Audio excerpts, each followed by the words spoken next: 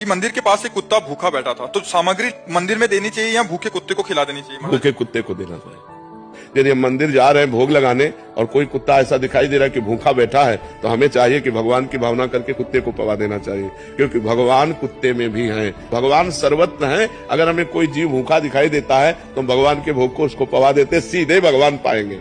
वहां तो भगवान दृष्टि भोग पाते हैं, मंदिर में भगवान सीधे नहीं पाते, दृष्टि भोग पाते, उनकी दृष्टि में केवल आता है। और मुख से तो भगवान सीधे पाते। भूखा कोई आदमी बैठा है, कह रहा है बाबूजी भूख लगी है, पूजा ये लो, केला सेव फल मिठाई खा लो, और मान लो कि हो गया।